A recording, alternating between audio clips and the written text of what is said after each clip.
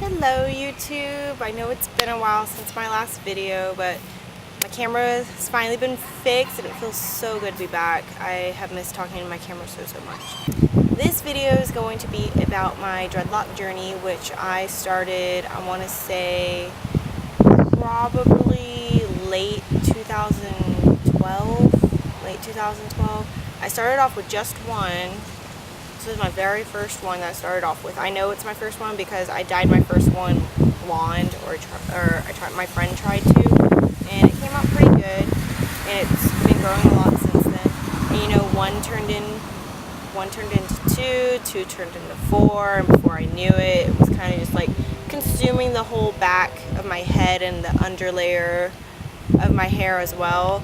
So I first just dreaded all of my bottom layer of hair. All these thick ones, those are my very first ones that I ever had.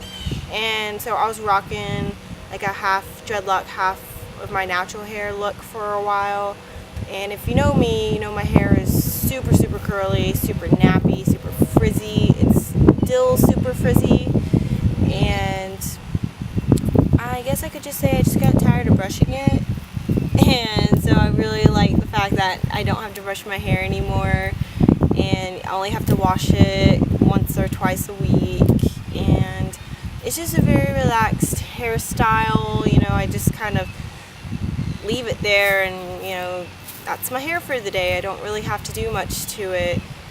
And I also like dreadlocks just considering, you know, I can decorate them, I can put pretty colorful string in them, I can put pretty beads in them, just kind of, you know, give my hair a little more personality than what it used to have, because, you know, anyone can braid their hair or curl their hair or straighten their hair, but I think it takes some real balls to actually go through with having dreadlocks, because you know there's a lot of those people where they will dreadlock their hair and then a couple months later be like, oh well, I miss my old hairs, and then so they'll take them all out. I'm just like, that's no fun. You know, like if you're gonna rock the locks, keep them. Or at least keep them for a year.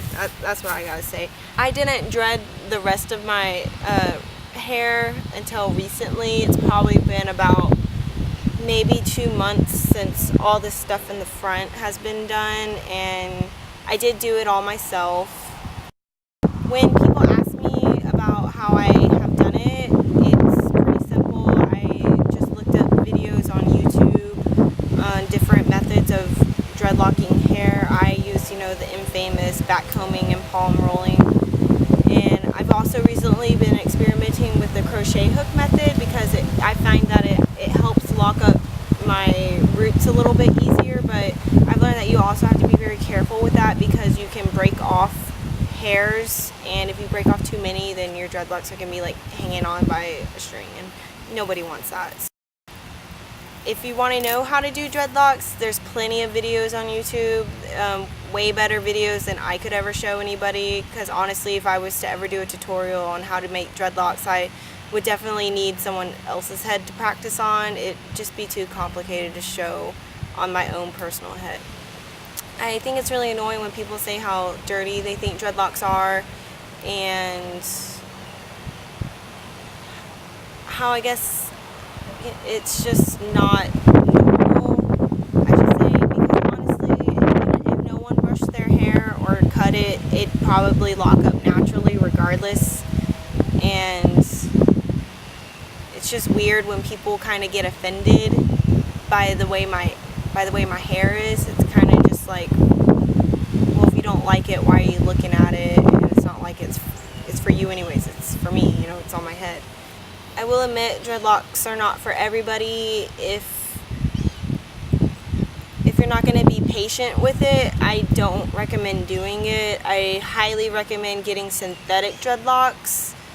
That way you can take them in and out as you please, because dreads aren't going to look the way you want them to the first night you do it. It's not going to look at all like what you want it to, and it takes a lot of love, a lot of patience to get your dreads to look the way you want them to. My really thick ones like this, like, you know, they're really nice and locked up, and you know that's because I've had them for 2 years compared to these, which I've only had a few months. So you know, if you're gonna do it, please be patient with it and don't get discouraged if your head looks like a mop, because that's just part of the transformation, I would think. I mean, I've been rocking the mop head for a while now, and I'm kind of just like, whatever, you know, good old dreadies.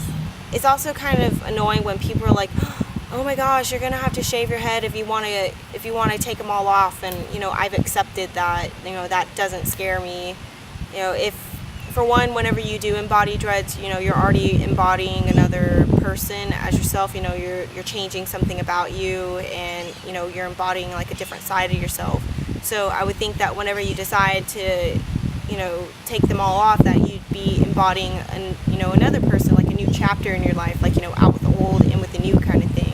You know, what I tell people is that, you know, if I ever did shave my head, you know, I'd be like a new woman. I've never had boy short hair like that before, but, you know, I'd totally do it just because, fuck it, why not? You know, it's just hair, it's gonna grow back. And I can see where people are, you know, really scared about it. You know, they're so sentimentally attached to their hair, but I've just gone past that stage in my life that I was just ready for something different. And that's why, you know, I started with just one. That's another thing. If you are considering getting dreadlocks and you want to do it, you don't want synthetic dreads, you want real dreads, you know, start with just one. And I will tell you this, it will try to dread with the rest of your natural hair. And people have asked me all the time, like, how I used to shower when I had like half hair, normal hair, half dreadlocks. And what I would do is, you know, I would just flip all my natural hair in front of me and wash it, and then just keep the dreadlock off to the side, and you know, make sure it doesn't get wet. You know, it really wasn't that hard to maintain at all. But if you're gonna do, like, you know, what I did, half dreads, half natural hair, it is gonna try to dread with the rest of your natural hair. And what I recommend doing is wrapping dreads, kind of like, you know, what I've done here, but you're gonna want to go for more like wrap like this, where it's more consistently around most of the dread, not so much like crisscrossy like this. You know, crisscrossy like this is kind of just more for decoration, but if I do mine like this is when I'm trying to get a certain dread to lock up a little bit more in certain places, because it'll keep all the hair together and separate from the rest of your dreads or the rest of your hair. And so it just makes it a little bit, you know, like this one too, it just makes it a little bit easier to maintain.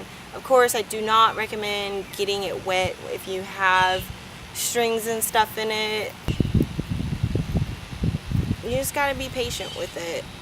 That's the biggest factor I could say plays a part in dreadlocks, is you have to be patient with it.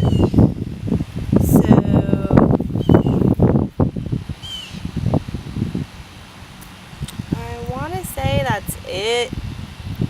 I'm gonna post a video also about how to, you know, if you've never wrapped dreads before, how to make this cool little crisscrossy pattern of a dread, or pattern on your dreadies. Finding beads is pretty easy. I get my beads at Hobby Lobby, and in the bead section they're just, you know, wooden beads. Some of my dreads though are too thick, so I am gonna try to make my own. It's just, you know, one thing at a time, basically. Rocking the dreads probably about almost going on 3 years now, and I wouldn't trade them for anything at this point. Granted, yeah, I miss my old hair, I miss running my fingers through it, but to be honest, my hair was so curly, if I run my fingers through it, it'd still get caught, like, you know, curls and tangles. So, if anyone has any questions, feel free to ask me. I'm an open book. You know, like I said, I did all my dreads myself. Pretty sure you could do it yourself too if you really wanted to, or if you don't really trust yourself.